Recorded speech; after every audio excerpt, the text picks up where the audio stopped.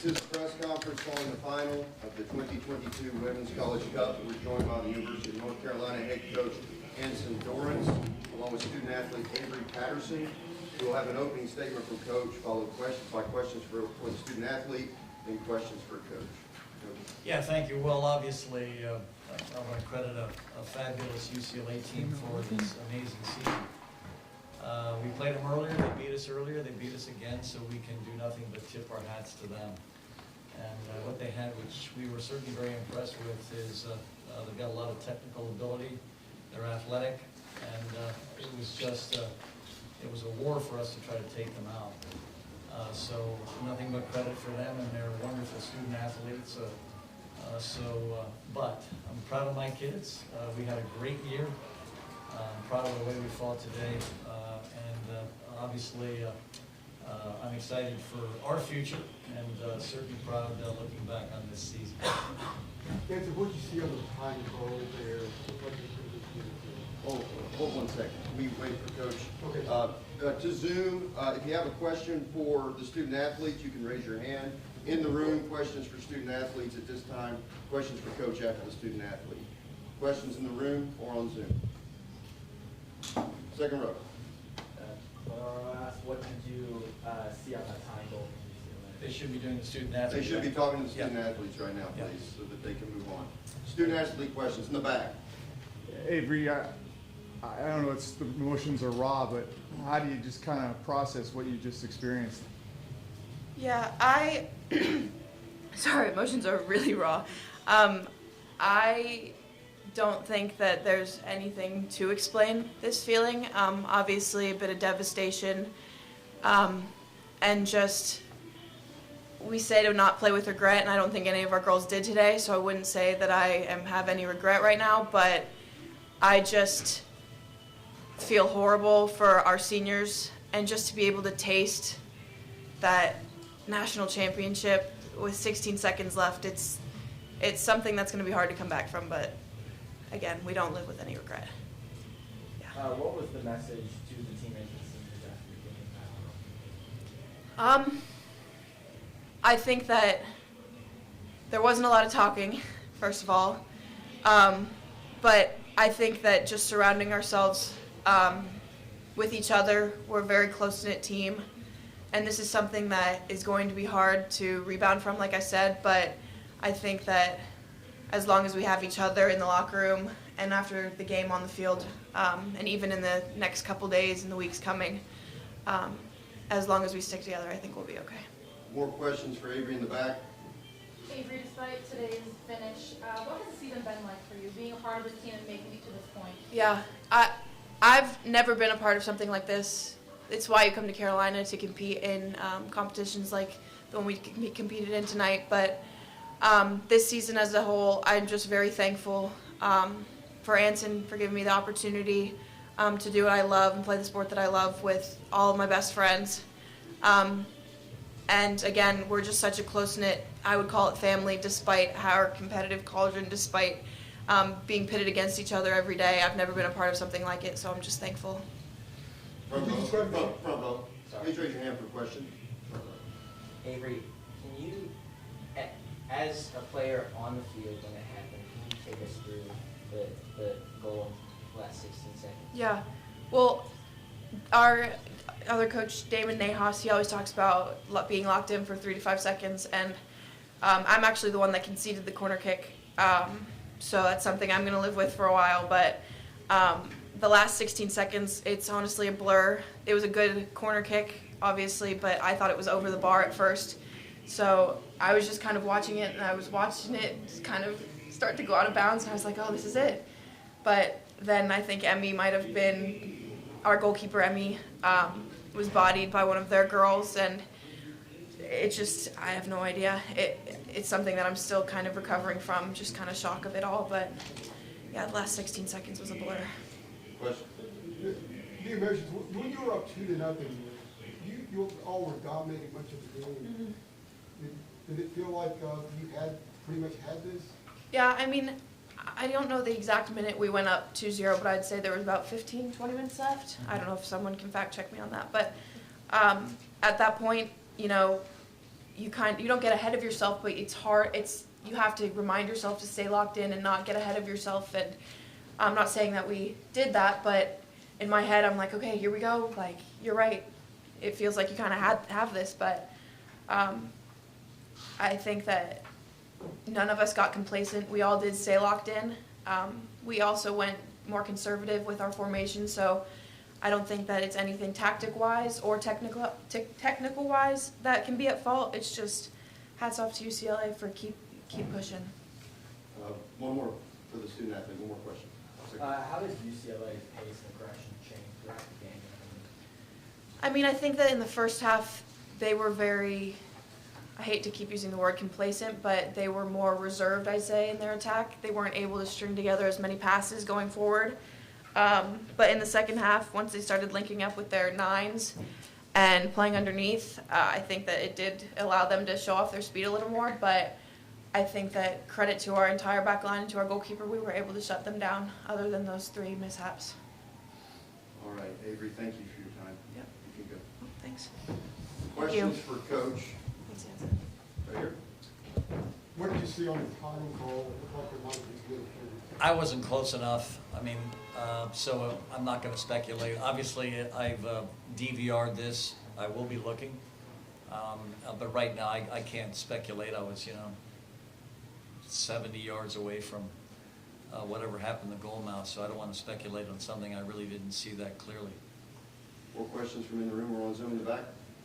Coach, what's the message to the girls after, they're so close to immortality, so to speak, and have it kind of ripped away from them like that? Yeah, I mean, there's nothing you can really say to assuage their pain. But, this is what I guess the best parts of athletics are all about. I mean, you really get to feel life in moments like that. And what Avery was trying to say is this is going to be very connective for these players because they all worked hard together all season. They got to the final game. Didn't work out for them, but as she says, I guess the way they will look at this is, 16 seconds to glory.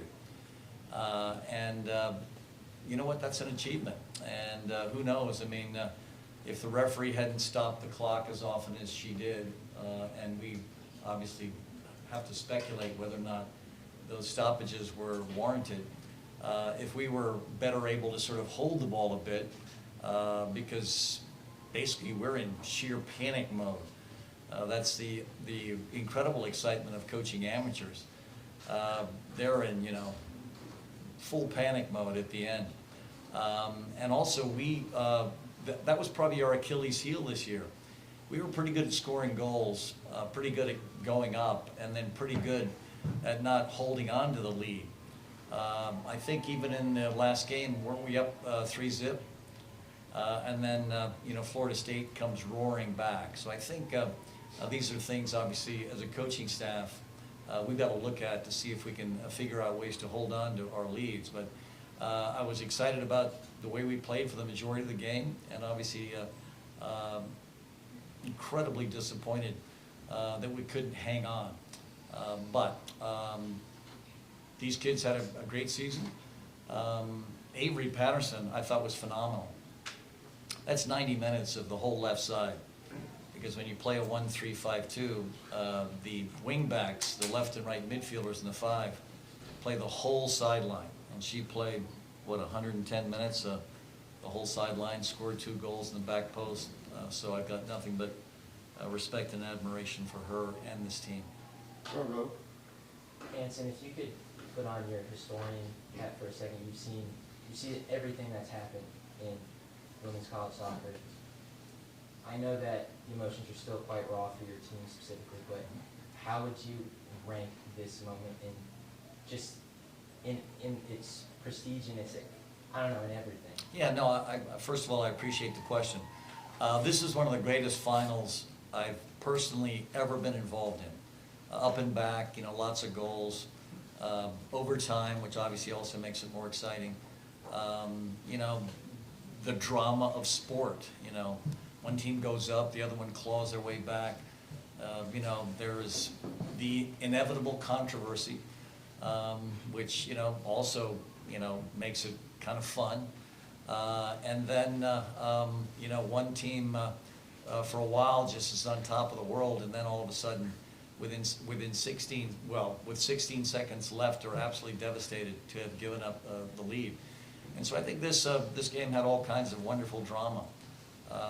And I think everyone that participated in it, from the players on both rosters, are to be credited, because this was a wonderful sales piece for the women's collegiate soccer game.